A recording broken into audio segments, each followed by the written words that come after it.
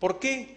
¿Por qué digo que las comparaciones son peligrosas entre la empresa y la política? Pues porque la política opera en el mundo de las leyes, opera en el mundo de la coacción, y la empresa no.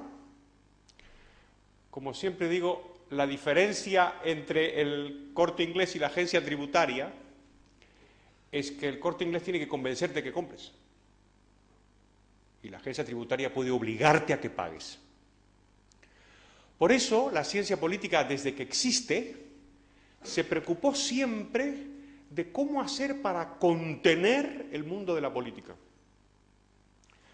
Que en el fondo, si fuera perfecta, si fuera ideal, es una preocupación poco menos que ridícula, ¿no? Si la política es el bienestar necesario de la comunidad, ¿por qué ponerle frenos, no? Pues por eso, porque tiene el monopolio de la coacción, o como dirían en los westerns, all the guns in town, ¿ok? Tiene todas las armas de la ciudad, del pueblo.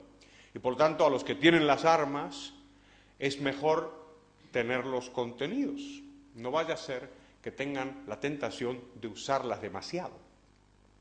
El lenguaje de la empresa, por lo tanto, es el lenguaje de la incertidumbre, es el mundo de la incertidumbre, y también es el mundo de la persuasión. En el mercado no vale vencer, en el mercado hay que convencer. Y es muy difícil, todos los empresarios que están aquí saben eso, que es muy difícil conseguir que te compren tu mercancía, que tú crees que es tan bonita y tan buena, y es complicado de vender, y a todos nos pasa lo mismo. Detrás de esto hay algo más importante todavía, que es la creación de riqueza. Y aquí tenemos otra vez una diferencia entre la empresa y la política. Porque la empresa, y la empresa es siempre empresarios y trabajadores, no puede haber una empresa sola, con las dos partes van juntas.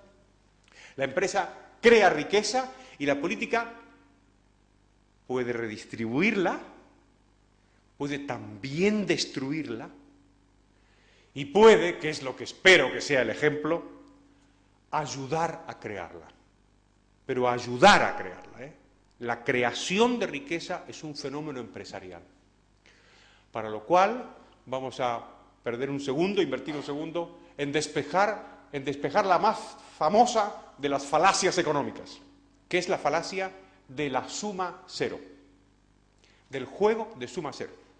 Esta es una falacia que está muy extendida y leí en esta misma semana en un periódico, que no era el tuyo, por cierto, sino que era El País, con todas las pretensiones que tiene de dar lecciones, la siguiente frase: en el mercado la ley es que lo que gana uno lo pierde otro. Esta es la falacia del juego de suma cero. Es una perfecta idiotez y le llena a uno de escalofrío pensar qué cosas le deben enseñar a los chicos en el máster ese de periodismo del País. Porque si les enseñan esto, hay que cerrarlo. Porque es que no saben el ABC. La riqueza se crea. Y el juego de la creación de riqueza es un juego de suma positiva. Y esto es muy poco intuitivo, es muy difícil de entender. Dijo Bernard Shaw que solamente había dos maneras de hacerse rico: deshonestamente y robando. Lo que prueba que se puede ser un gran escritor y un perfecto idiota. ¿Qué es lo que es?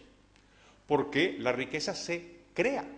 Si fuera verdad que la riqueza es un juego de suma cero, de tal manera que siempre que uno gana hay otro que pierde, si fuera verdad, no habría habido enriquecimiento, ¿no?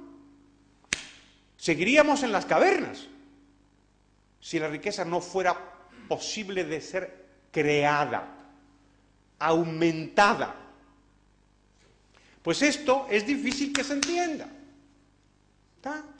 En el comercio, en las empresas, en las relaciones entre empleador y empleado, otra vez se vuelve con la vieja cantinela abobada esta, me resisto a llamarla marxista porque es general, ¿no? De que si gana el capitalista, entonces no gana el trabajador. Mentira. Mentira, hay creación de riqueza y por lo tanto ganan los dos. Ah, me dicen, pero el empresario gana más. Lógicamente gana más. ¿Por qué? Porque también puede perder más.